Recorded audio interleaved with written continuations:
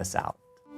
I remember some time back when you first told me about your plans to build the ark. And then the day came when I finally made it over and I rounded that corner and I actually saw it. I mean, it's overwhelming. And when you look at pictures, you just can't appreciate the size. In fact, when I show people pictures, I have to zoom in to say, those are people there. Those things that look like ants, they're human beings, Well, think about the length of this for a moment. It's 1.5 times the length of a football field. It's half the width of a football field. That's 3.3 million board feet of timber. Wow. So it's 510 feet long, 85 feet wide, 51 feet high. From ground level here, where you see there's people walking, from ground level to the top of the roof is 7 stories, but to the top of the bow there is 10 stories. It is the biggest what's called timber frame structure in the world. Well, I want to look at all that. So let's go inside, Ken, and I want you to take me to some of your favorite exhibits and help people understand why it is you put this thing up in the first place. Okay, let's do it. All right, let's go.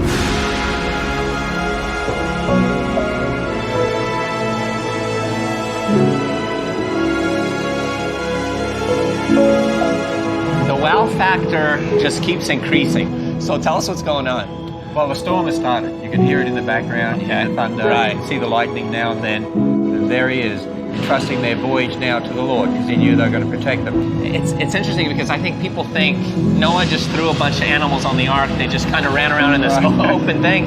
But I mean, this is sophisticated. There's a feeding system. There's order. In fact, we have exhibits on how he could have looked after them and fed them and be able to take away their waste. Oh, great. Well, let's keep going. Show me what else is going on down here.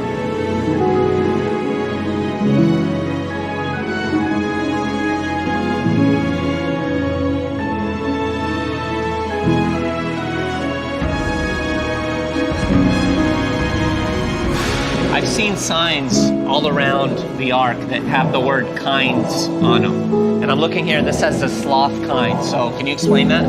Well, when we did the research on what do you want answered, the question I've heard over and over again is, well, how can Noah's Ark be true? It couldn't fit all the animals on board.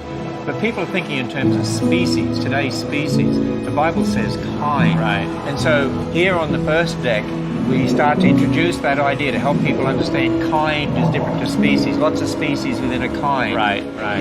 The representatives of the kind, probably at the family level of classification, went on board the ark, and then you have lots of speciation since then. And once people grasp that, they realize Noah didn't need anywhere near the number of animals on the ark that we think. Wow, you could fit all the kinds of land animals needed, representative kinds. That's awesome.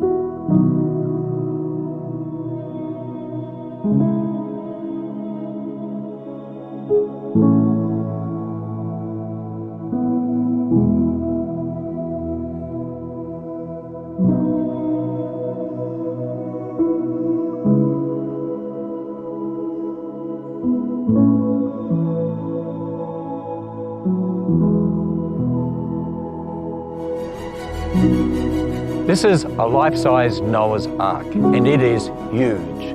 1.5 times the length of a football field, half the width of a football field. From ground level to the roof is 7 stories high, to the biggest timber frame structure in the world.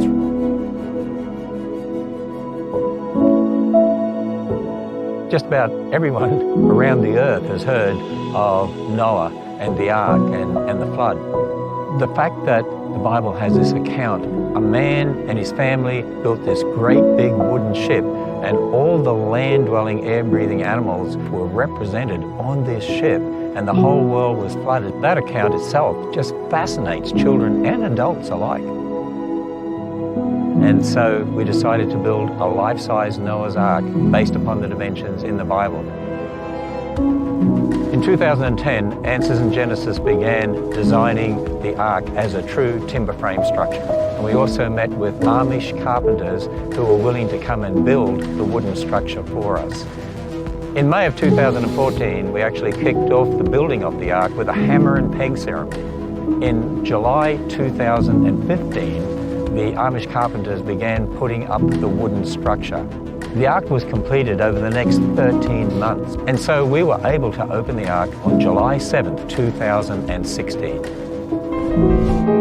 As people go inside, they will identify with Noah and his family. We just didn't build props inside the Ark. I mean, take the cages. We built the real things. But we built them as functioning cages so that people could see how we could feed the animals, how they could be watered, how waste could be taken away. We wanted people to see that this really did occur. On the third deck, we have Noah's living quarters. And as people walk in there, they'll see Noah and his wife, and you'll see their possessions. You'll realize we're just like them. We're giving people a real different view that many would have about Noah and his family. It's really big. It's amazing. It's bigger than you think it's going to be. I knew it was going to be big, but not this big. This part of the Bible, you can really see it come to life. I'm a finished carpenter cabinet builder. The way that this is put together is phenomenal. You know, it made me think about surviving day by day, preparing meals, building and making tools and using tools. It was really an education. Noah's Ark, it's like it starts from the beginning. You have all these kids' books. It's something everybody knows, that's for sure. We have a restaurant that's one of the biggest in America. We also have a zoo, and we even have activities like extreme zip lines. You can go 2,000 feet across the valleys. The Ark Encounter is located 45 minutes south of Cincinnati. It's in Williamstown, Kentucky, right off Interstate 75. When you visit here, you'll be captivated. It's more than just a museum. It'll make you think and challenge you once you leave. There's nothing else like it in the world.